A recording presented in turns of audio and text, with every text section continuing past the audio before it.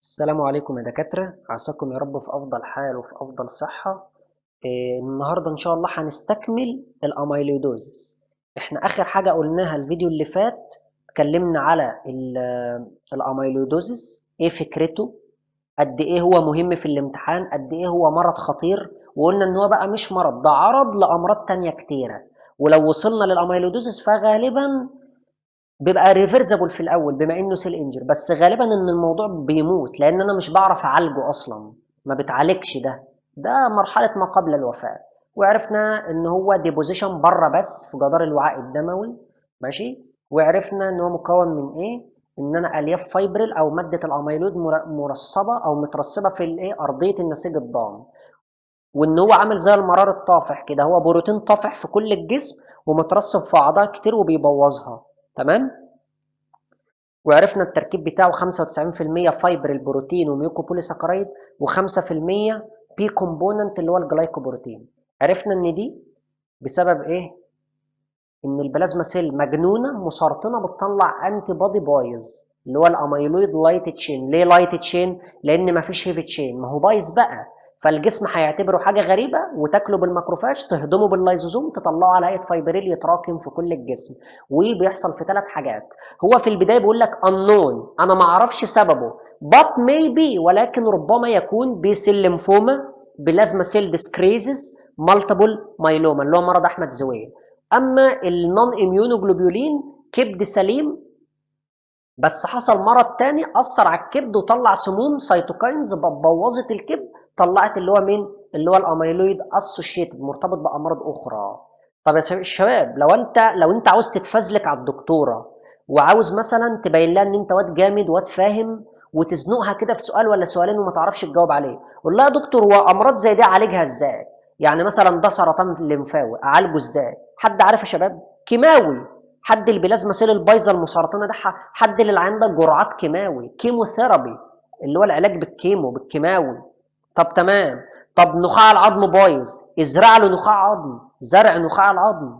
تمام. طب الكبد، هو الكبد سليم بس بيتاثر بالامراض دي، طب ما انا ممكن اشيل الكبد ده وازرع كبد تاني، ويحاول ان هو يتخلص من الاميلويد البايظ ده، وتمام، ويبدا بقى ايه، يصنع حاجات سليمه، حاجات كويسه. يبقى ممكن ازرع كبد، ممكن اعالج بالكيماوي، ازرع نخاع عظم، فكل دي حاجات ايه، من باب ان انت تعرفها لنفسك، يعني اللي هو مثلا ده مرض فاديك هنت تعالجه ازاي او تفكر ازاي تفكر. تمام. حتى لو المعلومه مش عليك بس تبقى عرفتها. احنا اتفقنا بندرس طب، مش بندرس عشان الدرجه، فانا لازم اقول لك كل حاجه. تمام يا شباب. تعالوا بقى نقسم الاميلودوزيس، اصل الاميلودوزيس ده مرض خطير ومهم فلازم يبقى ليه تقسيمه. تعالى بقى ايه، ندي تقسيمه كده لطيفه للاميلودوز. نوحد الله، لا اله الا الله، نصلي على الرسول عليه افضل الصلاه والسلام. كلاسيفيكيشن. زمان كانوا بيقسموا الاميلودوزيس لايه؟ يا حاجه سيستميك بتيجي في كل الجسم جنرالايزد يعني منتشره في كله، يا حاجه لوكالايزد بتيجي في اورجان معين. سيستميك دي كانوا بقسموها يا حاجه برايمري يعني انا مش عارف السبب، يا حاجه سكندري زي الاسوشيتد اللي انا قلت لك من شويه، مرض حصل فعمل اميلويد. تمام. يا اما حاجه نتيجه الغسيل الكلوي او حاجه وراثيه، ده السيستميك. طب اللوكالايزد غدد وشيخوخه وفي اعضاء معينه، واللي هو مرض الزهايمر. تمام. دي كانت التقسيمه الجديده. يا رب دي كانت التقسيمه القديمه. التقسيمه الجديده بقى لا، قالها لك بطريقه اشيك بقى، بطريقه احلى.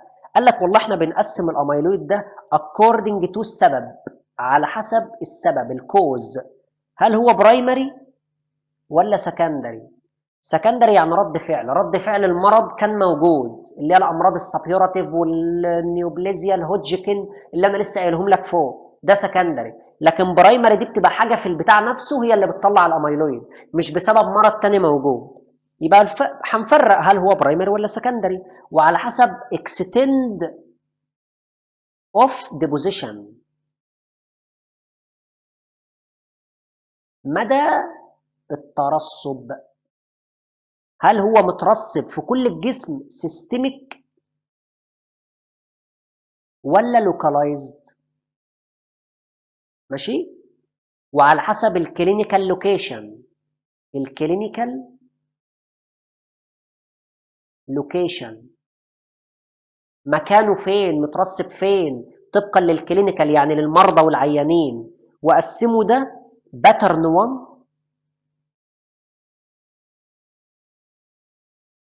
وباترن، او خلينا ايه نسيب مسافه، وباترن 2 وميكسد. باترن 1 زي ايه يا دكتور؟ اكتب معايا، زي القلب. ماشي؟ والقلب ده عباره عن عضلات ملساء، يبقى السموث اس ام اختصار سموث، والام اس اللي هي عكسها مصل، يبقى القلب والسموث مصل. وحاجتين بحرف الاس، سكين وسكيليتال مصل. سكيليتال مصل، تمام. واللسان طنج، والبول اللي هو الانتستين الامعاء، بنرمز لها بنكتبها بول او انتستين اللي هي الامعاء. واخر حاجه اللي هي الاعصاب. سموا ده ان هو ده يعتبر باترن 1.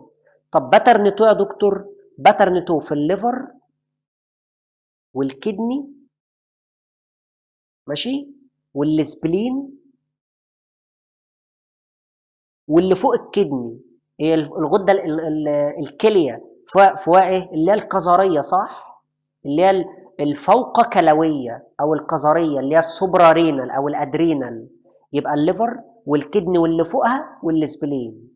لو انت جيت تبص على اي عيان او اي واحد عموما مش شرط عيان، هتلاقي ان ده الحجاب الحاجز، وهنا رئه، وهنا رئه، والقلب في النص، تمام. وهتلاقي الناحيه دي المريء نازل وقام مدي المعده، ماشي. وهتلاقي اهو الليفر، وعلى شمال المعده السبلين، ماشي. وورا الليفر من الناحيه دي الكليه اليمين، وهنا الكليه الشمال، وفوقها القذريه والايه القذريه، مثلث اهي. يبقى انا بتكلم في الباترن 2 اللي على اليمين الليفر، واللي على الشمال السبلين، واللي وراهم اللي هو الكليه واللي فوقها، تمام. بس ادي باترن 2. طب باترن 1 الكاردياك ماسل، السكيليتال ماسل، السكين، السموث ماسل، التانج، البول، النيرف، الميكسد بقى هما الاثنين باترن 1 وباترن 2، تمام. واخر حاجه يا دكتور في التقسيمه على حسب البريكيرسور، على حسب البريكيرسور بايوكيميكال رياكشن او بروتين، يعني على حسب نوع البروتين المترسب. لا حاسب، اقسم بالله اشهر حته في الدرس، ام سي كيو والترا، وبص كل اللي تحبه، لدرجه ممكن يسالوك في العمل كمان نوع البروتين المترسب، انواع الاميلودوزيس، ده اهم منك، ده انت تنسى اسمك بس ما تنساش الانواع دي. لذلك انا عملتها لك كده بطريقه جميله قوي، وتعبت على ما يعني على ما ارسمها كده في ورقه خارجيه، بحيث ارسمها لك تحفظها وتريح دماغك. لان في المنهج القديم كانت حاجه، المنهج الجديد جددوها، وانا والله كنت عارف انها هتتجدد، لان ازاي يقول لك انواع ويسيب لك انواع؟ في المنهج الجديد بقى قال لك كل الانواع بقى. فخليني كده اقول لك نوع البروتين اللي مترسب. يبقى بس ايه، خلينا ايه التقسيم على حسب السبب، برايمر ولا سكند، على حسب مدى الترسب في كل الجسم سيستميك ولا في اماكن معينه لوكالايزد، على حسب المكان باترن 1 ولا باترن 2 ولا ميكسد اللي هما الاثنين مع بعض. وقلت لك هما ايه، على حسب نوع البروتين المترسب اللي هو البريكيرسور، بريكيرسور يعني الماده الخام، ماشي، الماده الخام اللي هتترسب، بريكيرسور بايوكيميكال بروتين اللي هو نوع البروتين المترسب. تعالى بقى لما اقول لك ايه انواع البروتين اللي بتترسب بقى، خلينا ايه نعملها تحت براحتنا. بالله عليك ركز، اهم جزء في الدرس ده، ركز بقى، هدي لك تقسيمه ممتازه والله العظيم. لف واسمع كل المصادر اللي بتترشح لك، كل المصادر اللي نازله، اسمع الاميلويد منها. اراهنك وتيجي كده تحاسبني تقول لي يا دكتور انا لقيت حد قال المعلومه دي وانت ما قلتها، انا لقيت حد قالها لنا بطريقه احلى. لا مش هيحصل، مش هيحصل. جرب وانت تشوف بنفسك، مش هتلاقي حد شرح لك التقسيمه بنفس الاسلوب ده. ركز معايا. اول حاجه البرايمري. النوع البرايمري ده اللي هو السبب غير معروف، بس غالبا مثلا هو سرطان في البلازما سيل او مالتيبل مايلوما.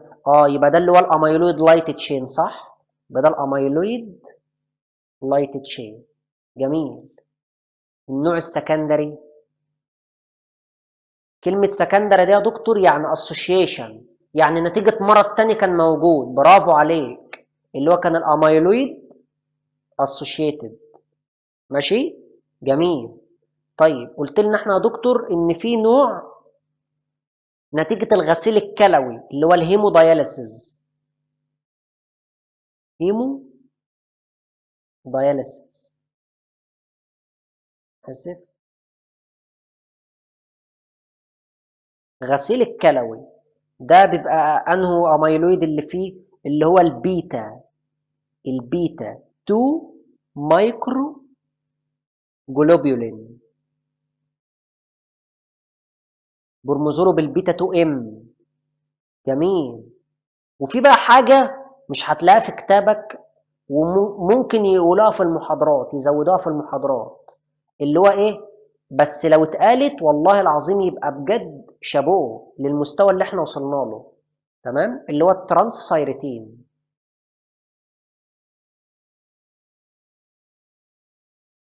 ايه الترانس سايرتين ده؟ ده اللي بيشيل هرمون الثيروكسين في الدم. قال لك الترانس سايرتين ده عبارة عن حاجتين: سينايل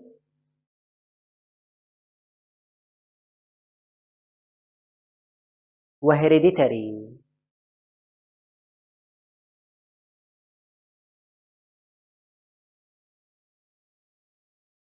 ايه ده يا دكتور؟ ده مادة اسمها الترانس سايرتين اللي هو برمزولها برمز تي ار. ماشي. ولو حط لك قبلها حرف الاي يبقى اميلويد ترانس سايرتين. ماشي. ماده بتترسب عادي، وقلت لك دي الماده اللي بتشيل هرمون الثيروكسين في الدم. يا بتترسب في الناس الشيخوخه اللي كبار في السن، او تترسب بشكل هيريديتاري وراثي. يعني لو الاب عنده الموضوع ده يبقى الابن هيبقى عنده الموضوع ده. ماشي. طيب في السينايل بيبقى نوع الترانس سايرتين بنسميه سبوراديك. حرف الاس الصينيل يبقى سبوراديك. او اللي هو النوع المنتشر اللي هو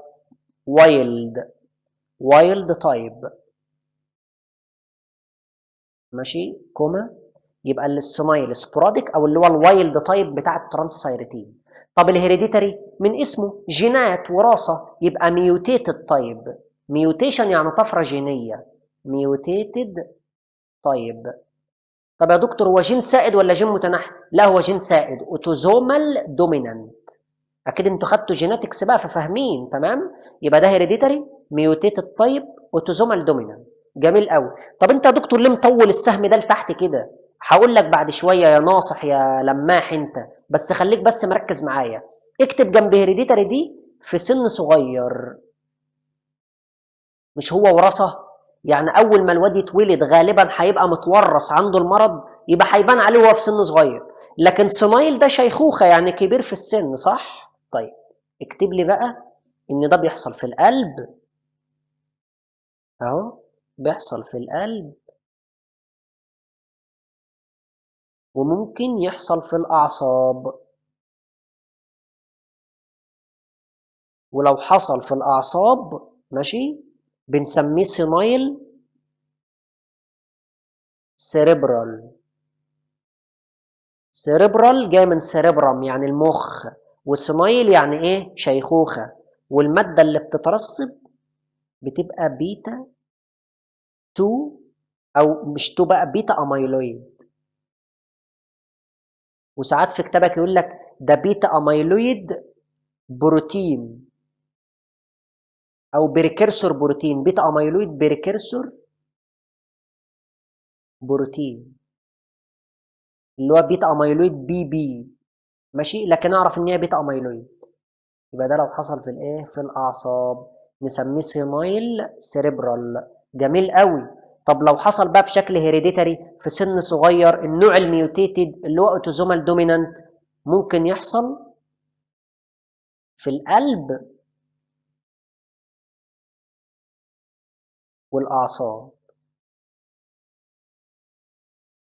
طب لو حصل في الاعصاب،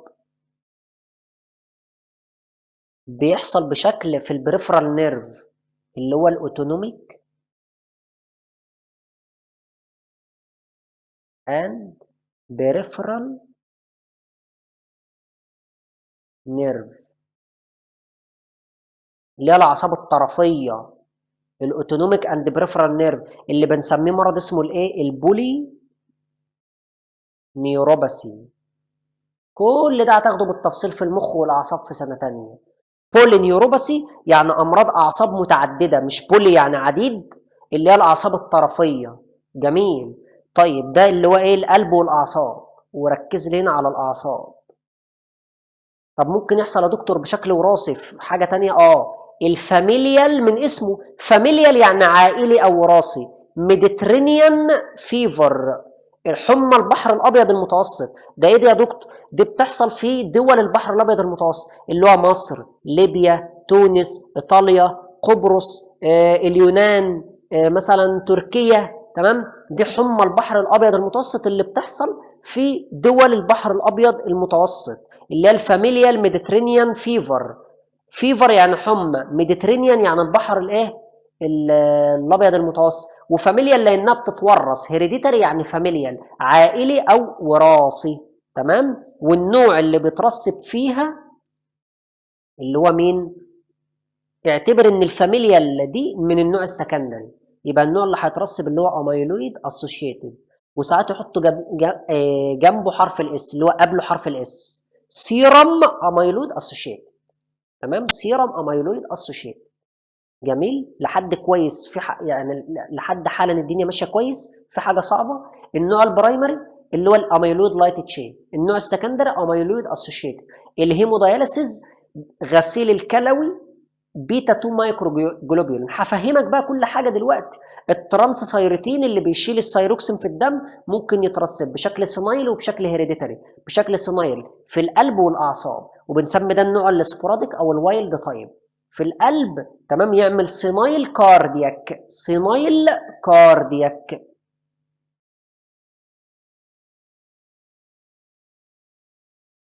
تمام، وفي الاعصاب يعمل سينايل سيريبرال، والماده اللي بتترسب البيتا اميلويد. طب الهيريديتري لازم يجي في سن صغير، لكن هنا سن كبير عادي، ما هو شيخوخه اهو، سينايل يعني شيخوخه. هنا في سن صغير هيريديتري اللي هو الميوتيتد طيب، اللي هو اوتوزومال دومينانت، يجي في القلب او في، يبقى القلب عادي ممكن يحصل فيه ترانس سايرتين، يا اما وهو سن صغير وراثي، او وهو سن كبير شيخوخه. لكن الاعصاب لا، الاعصاب طالما هتقول عنها انها بشكل وراثي يبقى يفضل تكون في سن صغير، وبتكون في الاعصاب الطرفيه، البريفرال نيرف والاوتونوميك نيرف. والنيرف يعني اعصاب، اوتونوميك اللي هو الاي ان اس اللي هو اللا اراديه، الاعصاب اللي هو اللي بتاعت السمباثيك والباراسمباثيك، السمبثاوي والباراسمبثاوي. والبريفرال اللي اعصاب طرف ايدك، مش في مخك مثلا، مش زهايمر مثلا، بنسميه البولينيوروباث. والفاميليار ميديترينيان فيفر، حمى البحر الابيض المتوسط، اللي هو السيرم اميلود اسوشيتد، اللي قلنا بتعتبرها شبه مين، النوع السكندري. امال الزهايمر انه اللي يقال عليه زهايمر، ده اهو، اللي هو ده يقال عليه زهايمر، اللي هو السنايل سيريبرال، بتاع الشيخوخه، الناس اللي بتكبر في السن ومخها بيخف وترسب شويه بروتينات وتعمل زهايمر. تمام يا شباب، زهايمر اهو. جميل قوي، انا بأسسك، انا بديك تقسيمه مش هتلاقي حد قايلها لك كده. تمام. طيب تعالى بقى نكمل. انت دلوقتي قلت لنا يا دكتور السمايل اهو.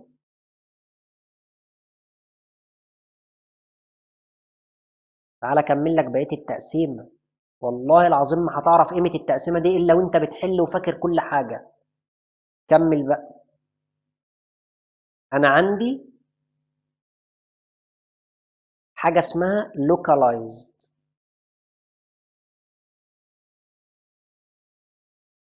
قلنا إن الأميلويد يا يترسب في كل الجسم يدي سيستميك، يا يترسب في أماكن معينة يدي localized.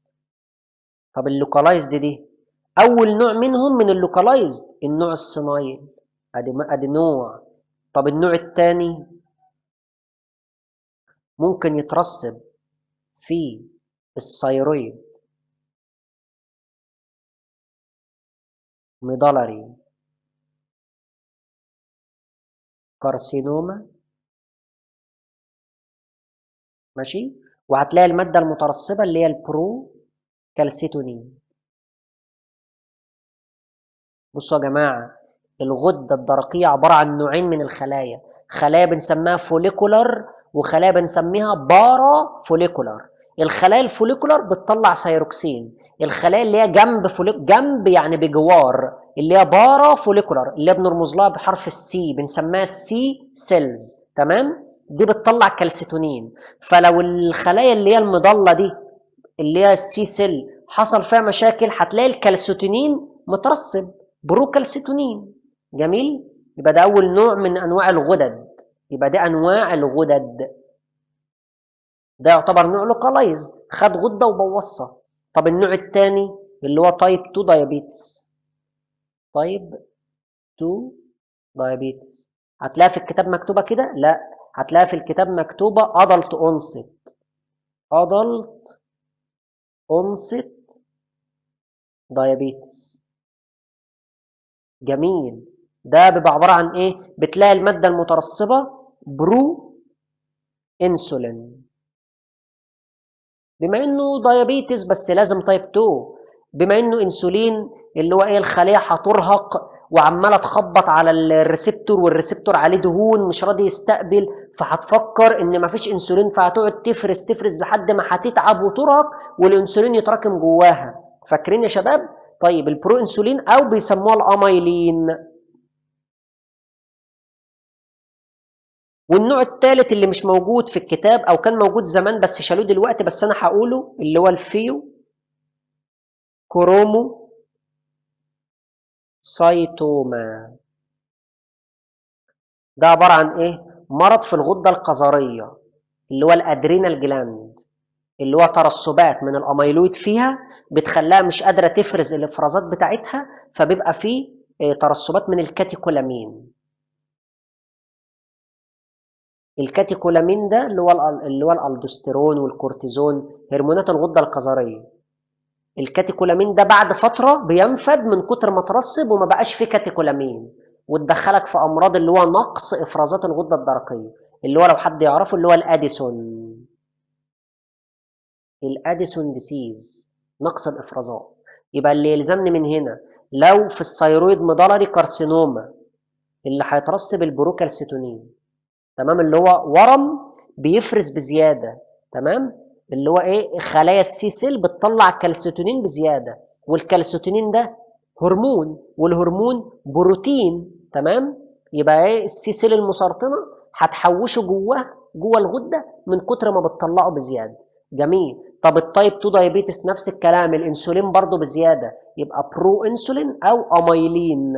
طب الفيوكروموسايتوما كاتيكولامين. تمام يا شباب؟ طب واخر حاجه بقى اللي هو اللوكالايزد، قلنا يا اما سينايل يا اما في الغدد اندوكراينال يعني او ايزوليتد.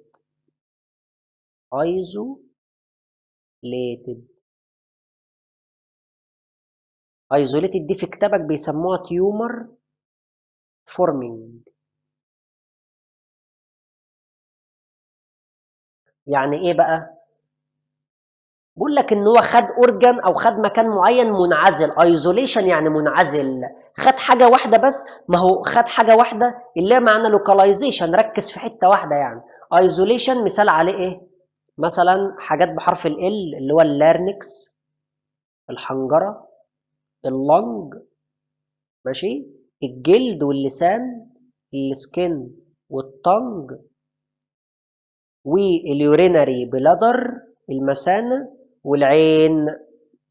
خد حاجه واحده منهم كده وقام مبوظها وترسب فيها ايه اميلويد بشكل لوكاليزيشن. وساعات في ابحاث حديثه قالت لك ان ممكن يكون في البلازما سيل. طب معنى كده طالما البلازما سيل جبت سيرتها يبقى ايه اللي ممكن يكون هنا بترسب؟ برافو عليك، الاميلويد لايت تشين.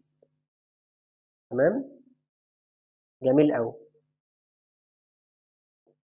شوفوا يا شباب احنا خدنا وقت قد ايه علشان نشرح التقسيمه دي، بس والله العظيم هتعرف قيمه اللي احنا بنعمله ده لما تيجي تذاكر وتحل. فخليني برضو ايه اوضحها لك تاني سريعا كده. احنا في البدايه خالص قلنا ان لو على حسب السبب يبقى برايمري وسكندري، على حسب مدى الترسب سيستميك ولوكالايزد، على حسب الاماكن عرفنا الباترن 1 والباترن 2، على حسب نوع البروتين المترسب. تعالى بقى لما اقول لك كل دولت في سكيمه واحده تقسيمه واحده. قلنا البرايمري اميلويد لايت تشين، السكندري اميلويد اسوشيتد لانه نتيجه لسكندري او كرد فعل رياكشن لحاجه تانية كانت موجوده خبطت على الليفر خلته يطلع اميلويد اسوشيتد، واديتك الامثله الحصه اللي فاتت. طب غسيل الكلوي بقى ايه حواره او ايه موضوعه؟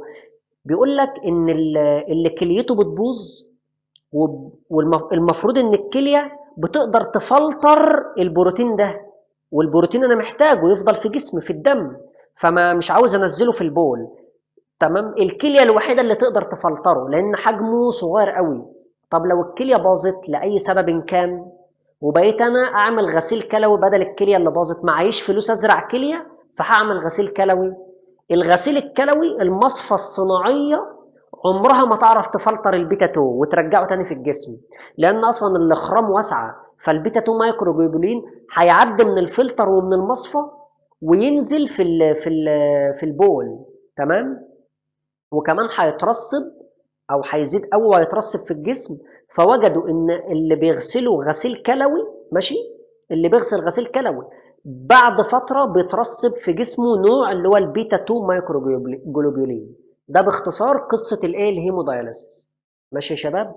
طيب بالنسبه بقى للترانسسايرتين، قلنا ان الترانسسايرتين ده اللي هو بيشيل السيروكسين في الدم، وقلنا منه سينايل اللي هو النوع السبوراديك في القلب والاعصاب اللي هو الزهايمر، وهيريديتاري في سن صغير مش شيخوخه، وتوزومال دومينانت اللي هو النوع الميوتيتد برضه قلب واعصاب، بس الاعصاب بتكون الطرفيه اللي هو البولينيوروباثي او الفاميليال ميديترينيان اللي هو الايه السيرم اميلود اسوشيت.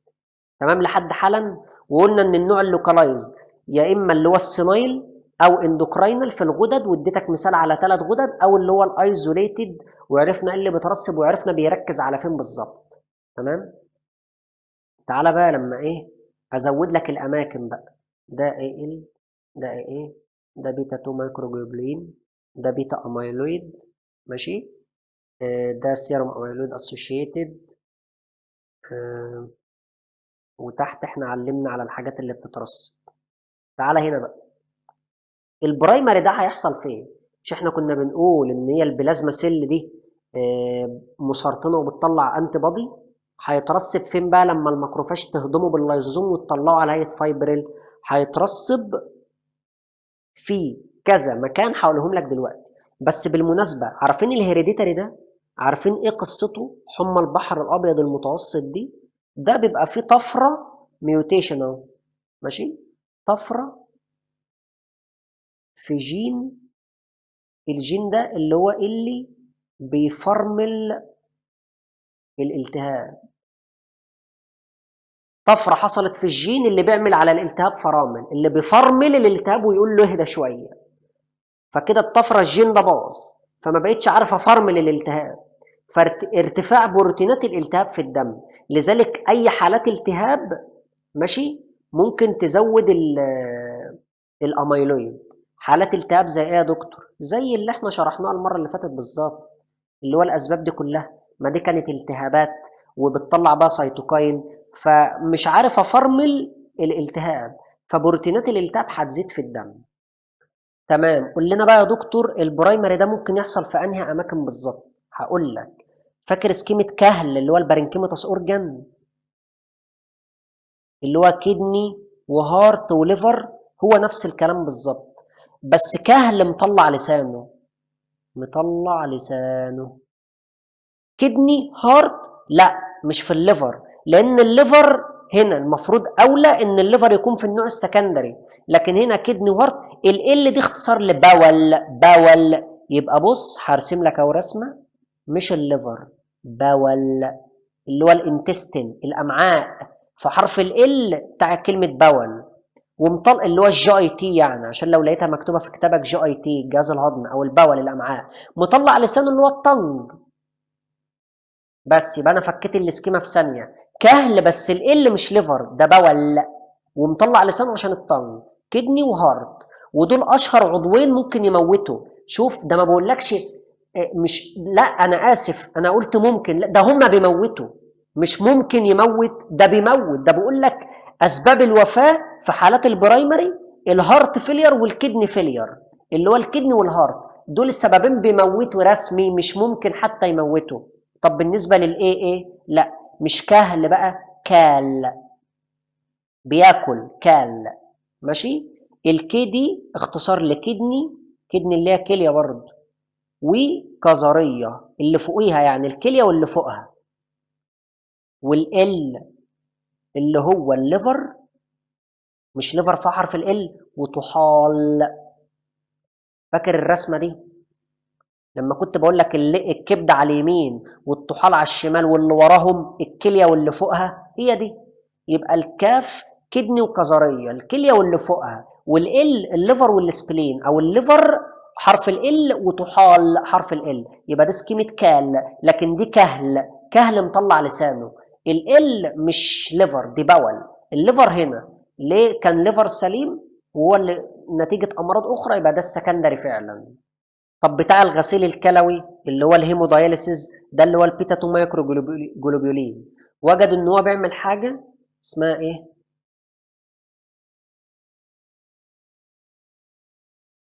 اسمها الكربل، اسف، الكربل تانل سندروم. سندروم اللي هو حرف انا برمز له بحرف الدولار اللي هو اس وعلى شرط، اللي هو اختصار لكلمه سندروم. ماشي. كربل تانل سندروم، وبيضرب لي الجوينت، المفاصل، وفي امراض المفاصل عموما والتندون والاوتار. ايه الكلام ده يا دكتور؟ بالراحه عليا وانا هفهمك. الكاربال تانل سندروم ده يا شباب ان انت ايديك تبقى بالظبط عامله كده، خلينا ارسمها لك تحت هنا اهو. ده صبعك اللي هو التخين اهو، اهو. ماشي اهو. بيبقى انت عندك اللي هو ايه، الفلانجيس اللي هو العقل الاصابع الفالنكس، الفلانجيس اهو. تمام كده ولا ايه؟ ده اللي هو الايه الفلانجيز. بيبقى عندك اللي هو الكربل والميتا كربل، تمام. وفي اللي هو يعني اهو دي الميتا كربل، دي صوابعك. الحته اللي بعد صوابعك اللي هو مين ده اهي، اللي هي دي الميتا كربل. عند الرسغ الريست بتاعك بيبقى فيه الكربل، بيبقوا عددهم 8 تحت بعض كده. ماشي. اللي هي الكربل بونز. جنب الكربل بونز بيبقى معدي عصب مغذي ايديك، عصب كده اهو، خلينا ارسمه لك بلون تاني اهو. بيبقى معدي عصب كده مغذي ايدك كلها بقى. ماشي. العصب ده بنسميه الميديان نيرف، الميديان نيرف، مش الميديال، لا الميديان نيرف. جميل قوي. جيت انا رصبت ماده الاميلويد اهو، اهي ترسب الاميلويد. ماشي. الاميلويد ضغط على العصب، عمل لك مشاكل في ايدك وفي المفاصل، تمام، والاوتار. طب ايه اسم كربل؟ كربل جاي من الكربل بون اللي في الريست بتاعك او الرسغ. ماشي.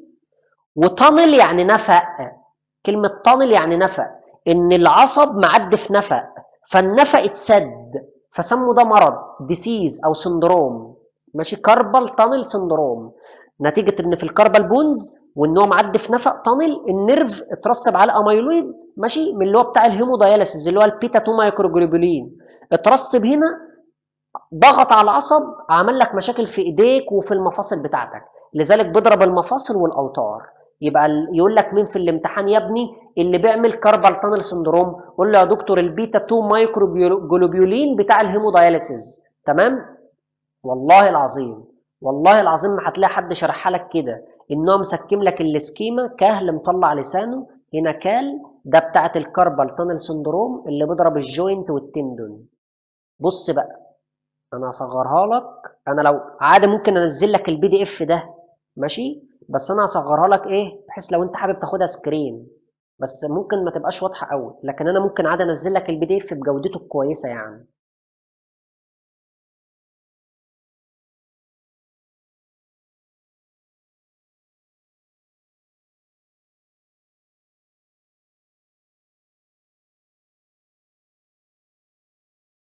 اعتقد كده ايه تمام ولا مصغر سنه؟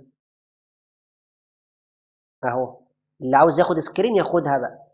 اهو بص بقى هو بقسمها لك سيستميك ولوكالايز. سيستميك اللي هو البرايمري والسكندري والهيموداياليسيس والترانسسايرتين، او بمعنى اصح بيقسمها لك بايه؟ برايمري، بيقسمها لك برايمري وسكندري وهيموداياليسيس وهيريديتري. دي التقسيمه اللي في كتابك، مفيش ترانسسايرتين دي في كتابك بس انا لازم اشرحها لك، ومتوقع ان شاء الله ان الكليه وهي بتشرح تقولها. يبقى السيستميك برايمري وسكندري وهيموداياليسيس وهيريديتري. طب اللوكالايزد يا اما غدد اندوكراينال يا اما سينايل يا اما ايزوليتد. طب يا دكتور انت ليه شرحت لنا الترانسسايرتين؟ علشان افهمك ان هو ممكن يعمل السينايل النوع اللوكالايزد وممكن يعمل الهيريديتري، والهيريديتري ده ممكن يضرب الاعصاب والفاميليال ميديترينيان فيفر ماشي، وده بيبقى نوع ميوتيتد. لكن السينايل ممكن يحصل بالترانسسايرتين يضرب القلب والاعصاب برضه، بس هنا بيعمل زهايمر، لكن هنا بيضرب الاعصاب الطرفيه ماشي، وده غالبا في سن صغير. هعلم لك عليها عشان ما تنساهاش لانها تلزمني قوي الكلمه دي. سن صغير، وده مرض وراثي اوتوزومال دومينانت. اما ده مرض شيخوخه بيحصل في الناس الكبيره، ان القلب يحصل له سينايل كاردياك، العضلات تتضخم ويترسب فيها اميلويد، وان الاعصاب يترسب فيها البيتا اميلويد اللي هو يعمل الزهايمر اللي بنسميه سينايل سيريبرال. يبقى ده اعصاب وده اعصاب، بس ده سينايل سيريبرال حاجه مختلفه تماما عن البولينيوروباثي اللي هو الاوتونوميك والبريفرال نيرف. يبقى دي التقسيمه يا شباب، بامانه الله مش هتلاقي حد شرحها لك كده والله. لف واسمع باقي المصادر وتعالى يا عم حاسبني لو لقيت حد شرحها كده، وبالاماكن كمان. يعني البرايمري كهل كدني وهارت، والال مش ليفر ده باول اللي هو الجي تي ومطلع لسانه يبقى طن. كال كدني واللي فوقيها كظريه، والليفر والسبلين اللي هو ليفر ال وطحال. البيتا 2 مايكرو جلوبيولين كاربال تانل سندروم ماشي، بيضرب الجوينت والتندون ماشي. وعرفنا الصنايل في القلب والاعصاب، والهيريديتري قلب واعصاب، والفاميليال ميديترينيان فيفر. طب لو قال لك الفاميليال ميديترينيان فيفر بتضرب انهي اورجان؟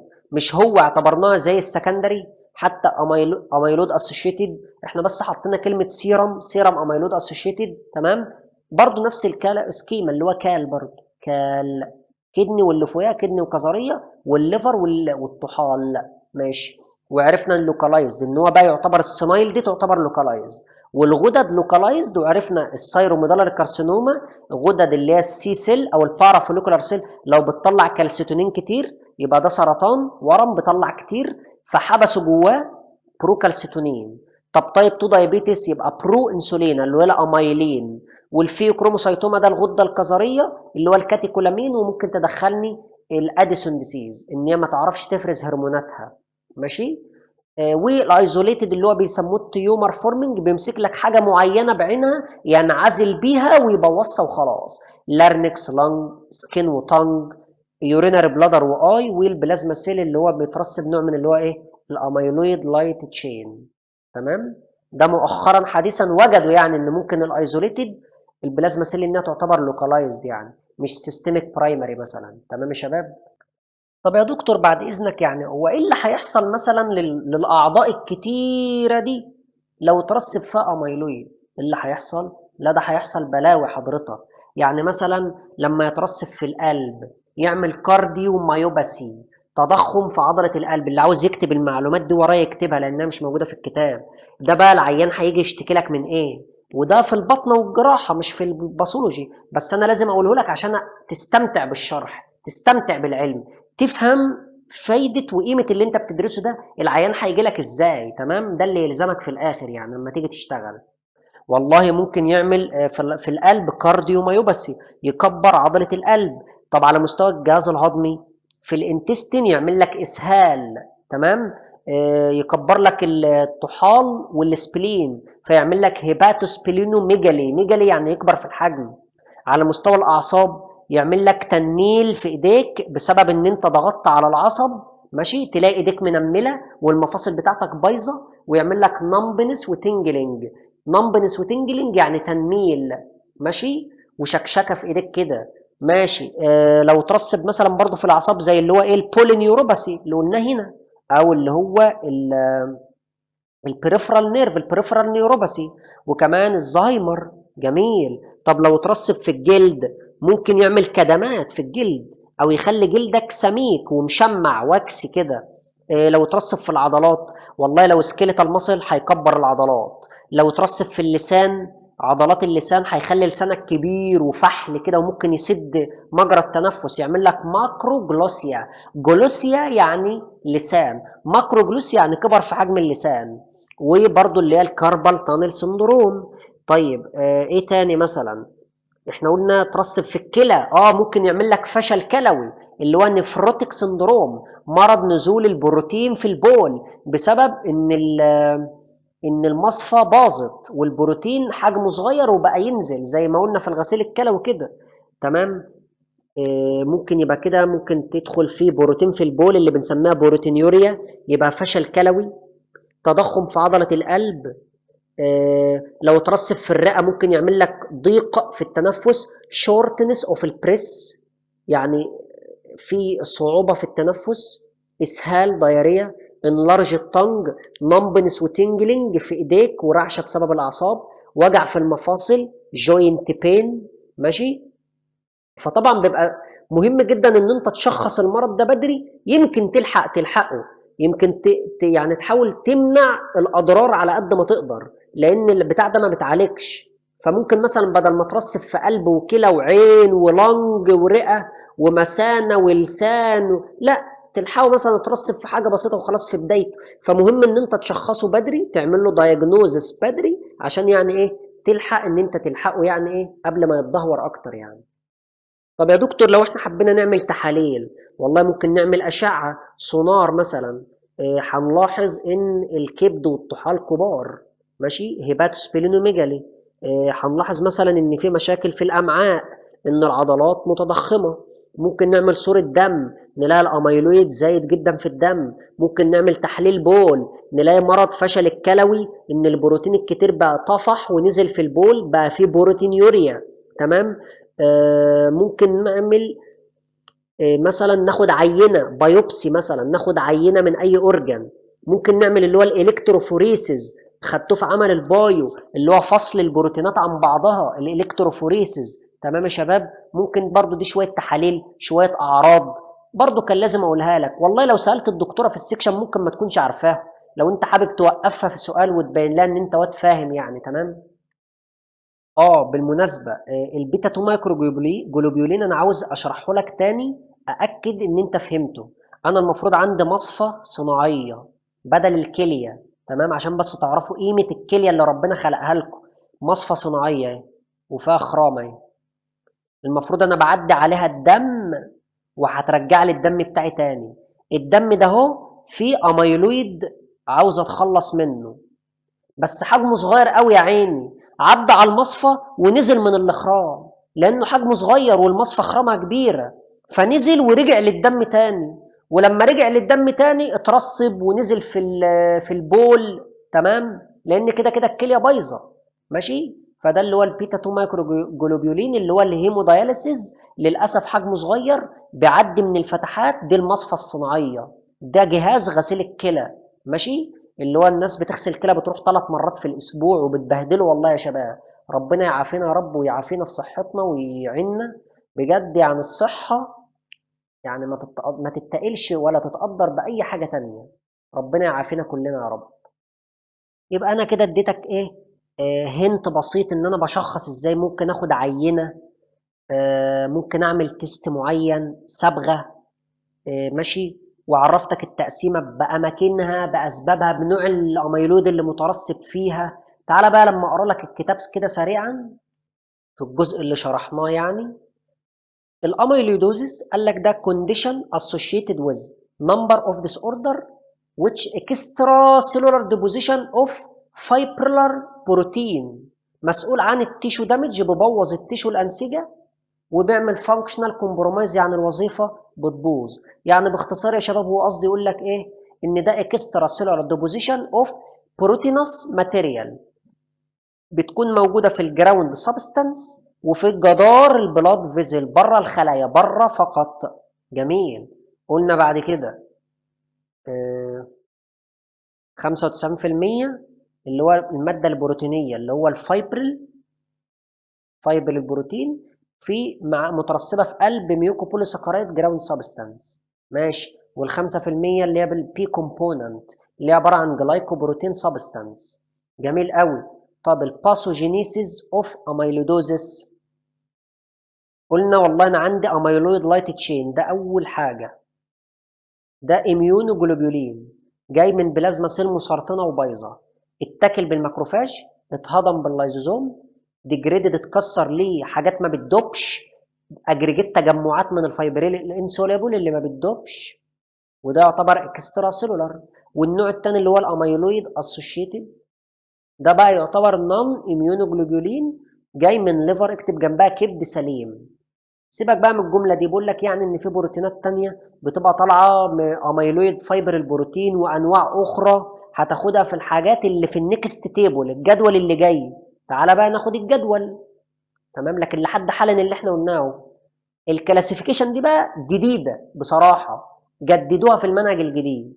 فتعالى بقى نقول احدث حاجه. قلنا على حسب السبب، يا برايمري يا سكندري. برايمري ده ان انا غالبا مش عارف السبب، بس الديبوزيشن بيبقى في المرض نفسه، ديسيز اتسيلف. اما سكندري ده نتيجه لحاجه، رد فعل الحاجه، كان عند مرض اولاني عمل حاجه ثانويه او تانيه، حاجه تانيه، لكن كان في مرض اولاني. ده يعتبر مضاعفات لمرض اولاني، كومبليكيشن اوف نون ديسيز. مرض انا كنت عارفه حصل عليه مضاعفات فعمل لي حاجه كرد فعل سكندري ثانويه، لكن ده برايمري في المرض نفسه هو، وغالبا ما ببقاش عارف السبب. يعني ده كلها بتبقى اجتهادات من الدكاتره. ماشي. بدا على حسب السبب. طب على حسب مدى الترسب، الاكستنت اوف ديبوزيشن، يعني في الجسم كله ولا في اماكن معينه. لو في الجسم كله سيستميك اللي هو جنرالايزد، لو في اماكن معينه اللي هو لوكالايزد. ماشي. يبقى غالبا في عضو واحد ولا عضوين وخلاص. طب لو على حسب الكلينيكال لوكيشن، باترن 1 وباترن 2 وميكسد. وعرفنا بقى تانج، هارت، باول، سكيليتال، سموث ماسل، سكين ونيرف، وسكمتها لك واحنا بنشرح. اما هنا بتكون في الليفر والسبلين والكدني والادرينال اللي هو غالبا باترن 2 يعني. واللي هو الميكسد اللي هو الاثنين مع بعض على حسب البريكيرسور، الماده الخام، البايوكيميكال بروتين اللي هو الماده اللي بتترسب. تعالى بقى ناخد الجدول اللي هم ضايفينه اهو. برايمري اللي هو البلازما سيل ديسكريزس، النوع اللي بترسب ايه؟ الاي ال. بترسب فين؟ كهل، كدني وهارت، والال بتاعت البول، وتزود معاهم مين؟ مطلع لسانه اللي هو التانج. هو ضايف لك السكين والنيرف بس عادي يعني مش مشكله. طب النوع السكندري اللي هو الرياكتيف ده بيبقى بسبب كرونيك انفلاميشن، سابيوريشن، كانسر، الحاجات اللي خبطت على الليفر وطلعت سموم وخلت الليفر يطلع الاي بروتين الاميلود اسوشيتد اللي هو مين؟ اللي هو كليه واللي فوقها والليفر والطحال، يبقى الكدن والادرينال والليفر والسبلين. جميل قوي. بعد كده بقى الهيمو داياليسيس اسوشيتد اللي هو اميلويد بيتا 2 مايكروجلوبولين اللي هو حرف الام اهو. ماشي. وده زي ما قلنا بيعمل الايه اللي هو الكاربال تانل سندروم فيضرب المفاصل. جميل. بعد كده الهيريدو فاميليال، هيريديتري فاميليا اللي هو الوراثي يعني. قلنا قلنا حاجتين، كنا بنقول اتنين حاجتين اللي هو مين؟ الهيريديتري ده قلت لك سيبك من القلب، يا في الاعصاب يا الفاميليا الميديترينيان فيفر، الاعصاب اللي هو البولينيوروباثي او اللي هو البريفرال نيرف، وكذلك الايه الفاميليا الميديترينيان فيفر اللي هو الاس اي اي سيرم اميلويد اسوشيتد. اهو ادي الهيريديتري بولينيوروباثي، وده بيبقى اللي هو الترانسثايروتين اميلويد ترانسثايروتين اهو.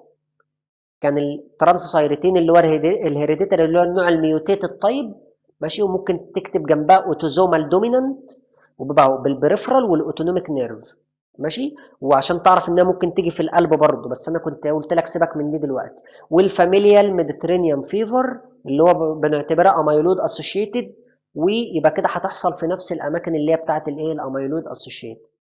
جميل، يبقى ده الايه السيستميك الجنرالايزد. هيموداياليسيس لو انت عندك فشل كلى وبتغسل كلى، عشان بس ما نبقاش سيبنا حرف الا لما قلناه. اللوكالايزد قلنا اهو، تعال اما افكرك.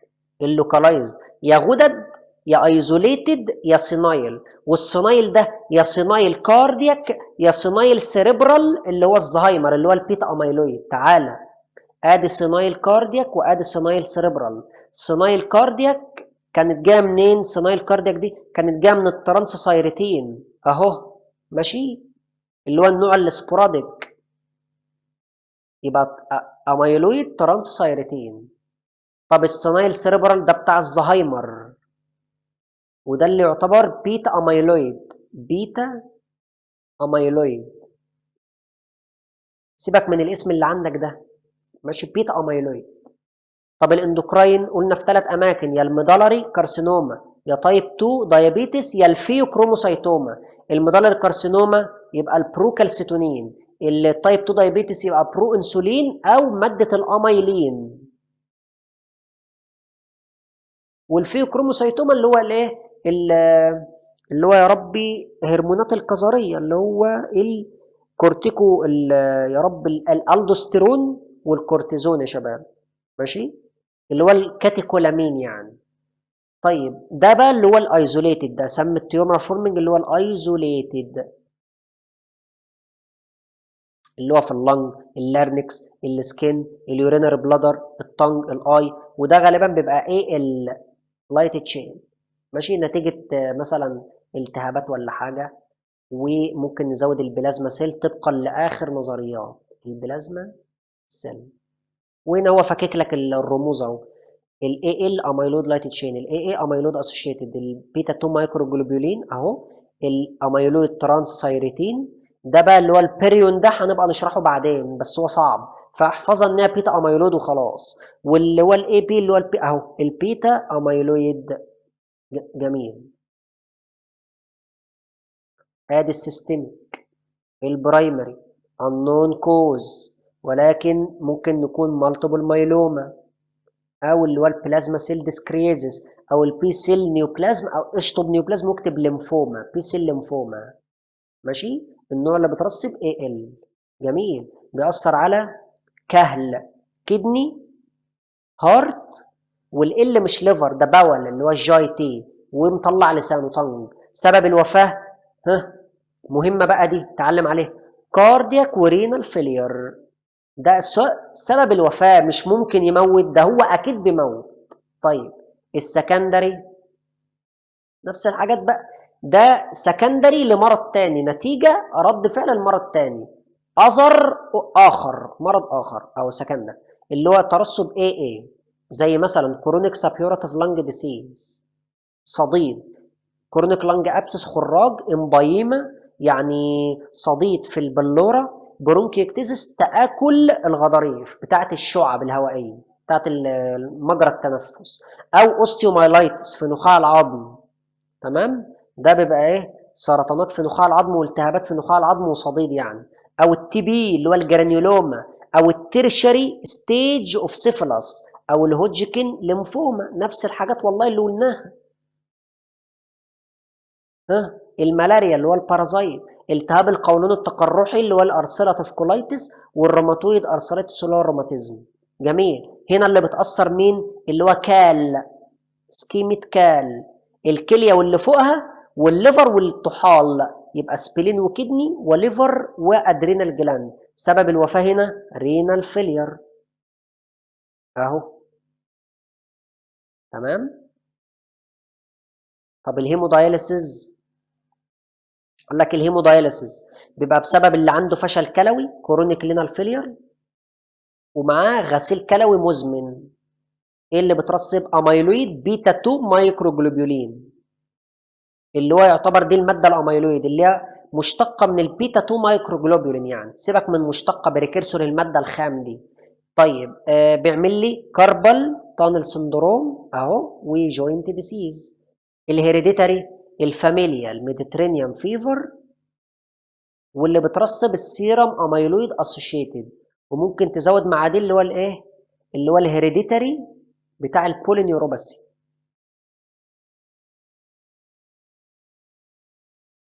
اللي هو بيبقى فيها ترانس سايرتين في سن صغير. جميل.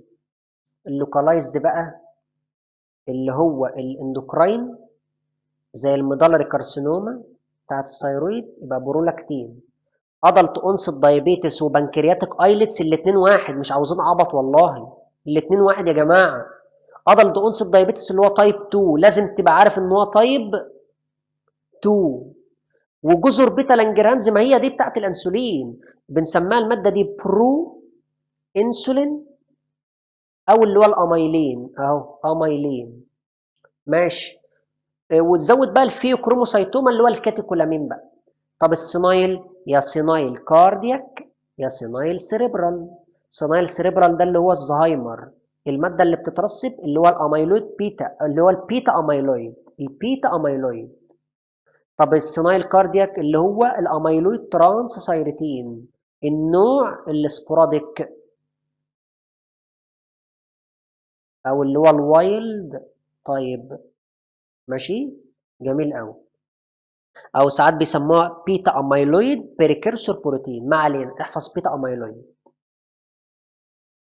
الايزوليتد قال لك ده ديبوزيت اور لارج، يا اما حاجات صغيره يا حاجات كبيره في اللارنكس والطنج واللنج والسكن والاي. وبعض الابحاث المؤخره قال لك ان ممكن نلاقي في البلازما سيل، وغالبا بيبقى من النوع الاي ال. جميل قوي. لحد حالا انا قلت لك التقسيمه وفنطتها لك وسستمتها لك في الرسمه هنا اهي اللي هي دي. ماشي. وبدايه من الفيديو اللي جاي بقى علشان ما اطولش عليكم هنبدا نقول بيمسك اورجان ببص عليه بالجروس بيكتشر بلاقي ايه، والميكروسكوبيك بيكتشر بلاقي ايه، ونقول الصبغات ونقول بنشخص ازاي. وشكرا الاميلويد خلص. انا لما بخلص شرح الاميلويد انا شخصيا برتاح لانه مهم وتقيل في الشرح، بيفرهدني في الشرح. تمام. وبغيب قوي على ما فهمهولك، بس بفرح لو طالب جه قال لي انا فهمت يعني ايه اميلويد. وغالبا بيبقى شابتر السيل انجري خلاص تقريبا خلص، مش باقي لك غير نوعين ثلاثه بساط بعد كده ونبقى خلصنا السيل انجري. الاميلويد مهم، اشهر نوع في السيل انجري واكتر نوع بيجي في الامتحان. تمام. انا اديتك التقسيمه اهي لازم تحفظها بنفس الطريقه دي وبنفس الاسلوب ده. لميت لك الجدول، قريت معاك الكتاب، زودت لك حاجات في الكتاب. الجدول ده كان مهم فنطناه وقسمناه في التقسيمه. وقبل كده قلت لك انا الاسباب، الحاجات اللي بتعمل البرايمري والحاجات اللي بتعمل السكندري اهي، احفظها بقى من هنا بنفس الاسلوب ده. ماشي. ودي كانت الكلاسيفيكيشن. تمام يا شباب. وفقكم الله والسلام عليكم ورحمه الله وبركاته.